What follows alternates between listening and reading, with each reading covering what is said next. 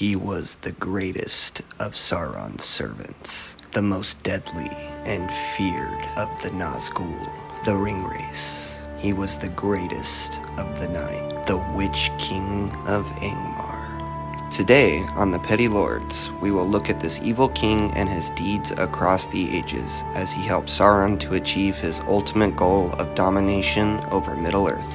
Don't forget to drop a like and subscribe, as we will be covering many more characters, locations, and events in the wonderful world of Arda. We don't know exactly when, but we can guess that in the late 1690s of the Second Age, around the year of 1697, Sauron lays waste and destroys the elvish realm of Eregion. And in that same year, Sauron kills Celebrimbor, and in the sack of Ostin Ethel, seizes the 9 and the 7, the 16 rings in which Sauron himself, along with Celebrimbor, made together. After the battle, Sauron gifts 9 rings of power to great kings of Middle-earth. Some we know about, some we do not. Over time, their bodies fade entirely, bringing the 9 kings into the Wraith world, becoming slaves to Sauron and the One Ring. The Nazgul first appear around 2250 of the Second Age, and in this first appearance of the 9, Tolkien states, "The Nazgul were they, the Ringwraiths, the enemy's most terrible servants. Darkness went with them, and they cried out with the voices of death. Because they are now wraiths, they are unseen to most, but when they were cloaked in black robes and silver armor and mail, they could be seen by all. While the Witch King and his race travels are not mentioned in the Dark Years, or Sauron's time in Numenor, we do know that when Sauron is thrown down in the War of the Last Alliance in 3441 of the Second Age, the Witch King and the race fade into the shadows. In the late Second Age, around 3320, Elendil and his sons, Isildur and Anarion, found the kingdoms of Arnor and Gondor after Eru-Ilúvatar directly intervenes and sinks the island of Numenor after Al-Pharazôn's attempt invasion of Valinor. With the island sinking, the great storm created by the sinking drives the 9 ships of the faithful to the coast of Middle-earth. With this development, Elendil then founds the kingdom of Arnor and its capital Onuminis, while his son Anarion builds Minas Arnor, later Minas Tirith, and Isildur builds the city of Minas Ithil, later to be known as Minas Morgul, with the establishment of Gondor. With the end of the War of the Last Alliance and Elendil's and Anarion's death, Isildur and his line take up the rule of Arnor, while leaving his brother Anarion's line to rule the southern kingdom of Gondor. The board is now set for Sauron's next war on the exiles of Numenor. With the end of the War of the Last Alliance, Isildur takes the ring from Sauron, helps his nephew, Minildor, set up the governance of Gondor, and attempts to return to Arnor to take up his role of High King. During this journey, Isildur and 3 of his sons are killed in the Gladden fields, and the Ring of Power is lost in the waters of the Anduin, leaving Isildur's only surviving son Valandale to someday take up his father's throne in Arnor. But due to the fact that Valandale is only around the age of 4, Elrond Half-Elven fosters Valandale till his time comes, and he is ready for rule, setting the board for Sauron and his Nazgul to ready their war against Arnor and Gondor yet again. Around this time, the kingdoms of Arnor and Gondor split and take their separate path towards governance of the kingdoms as rather 2 than a unified one. Moving rather quickly through our timeline, 850 years later in fact, Arnor is now ruled by Isildur's descendant, Arindor, and he is now the king of Arnor. When Arindor dies in the year of 861 of the Third Age, discord is sown in the hearts of his 3 sons, causing Arnor to split into 3 separate kingdoms. Amlath, the rightful heir to the throne of Arnor, takes kingship of the new kingdom of Arthedain. His 2 unnamed younger brothers in turn create their own kingdoms of Cardolan and Rhudaur. Over the years, the brother and their kingdoms would come to strife over the watchtower of Amansul especially, later known as Weathertop, and its Palantir.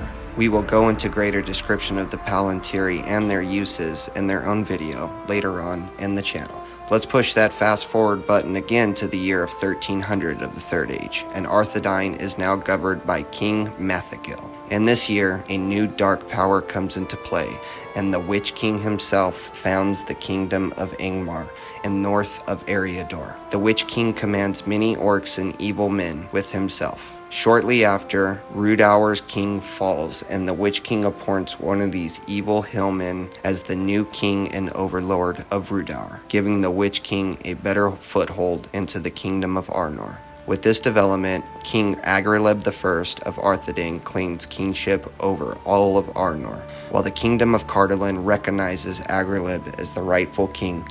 The Witch King's hold of the kingdom of Rudaur is too strong to bring back under the Arnorian king's rule, as they openly ally with Angmar and the Witch King. In many years to come, the Arnorians hold a line against the Witch King and his forces in the Weathered Hills and the East Road for some time. Due to this strong front of Arnor, the Witch King turns his sights to the haven of Elatris, better known as Rivendell, bringing about the second siege of Rivendell in the year 1356 of the Third Age. After a 50-year siege, Elrond is reinforced by elves from Lothlorien, and they battle back against the Witch King, and the siege is ended. At this time, the Witch King then leads a massive assault on the kingdom of Arnor. Heading south in Eriador, around the Arnorian defenses, he invades from the kingdom of Cardolan from the south.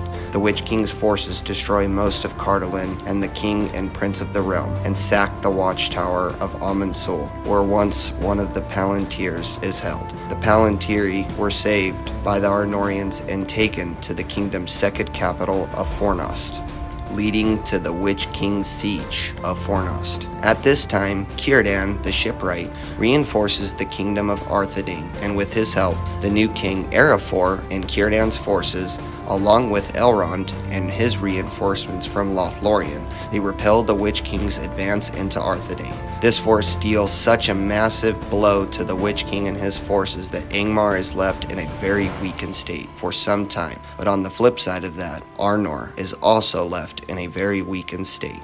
It is around this time that the king of Arnor, King Agreleb II, grants to the hobbits the land of the Shire in 1601 of the Third Age, allowing the little folk to inhabit this section of the kingdom.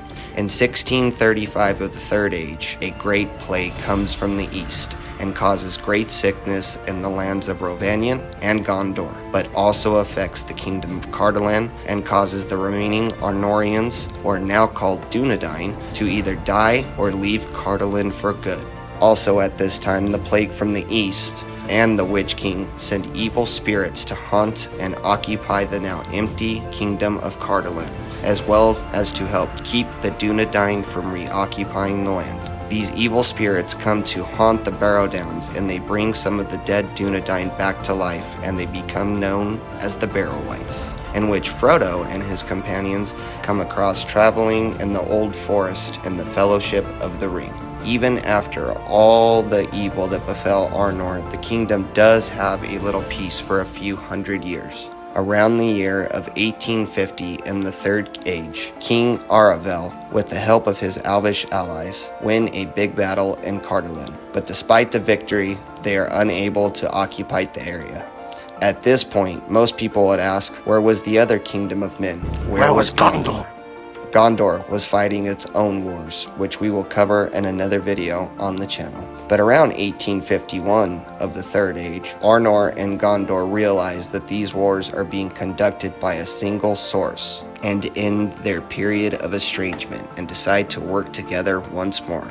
A little more than 100 years later, in 1973 of the Third Age, King Arvedui of Arnor sends for help from Gondor from King Eärnil, stating to the king that the Witch King himself is preparing for his final assault on the kingdom of Arnor. The next year, in 1974, the Witch King unleashes his evil and forces onto the remaining kingdom of Arnor, Arthedain. He attacks during the wintertime and manages to take the capital of Fornost and causes the remaining Arnorians to flee west towards the elves in Lindon. At this time, King Arvedui manages to escape to the northern regions of the kingdom and take refuge with the Losoth people in the Forodwaith region. Círdan, who manages to discover the king's location, sends a ship to retrieve the king.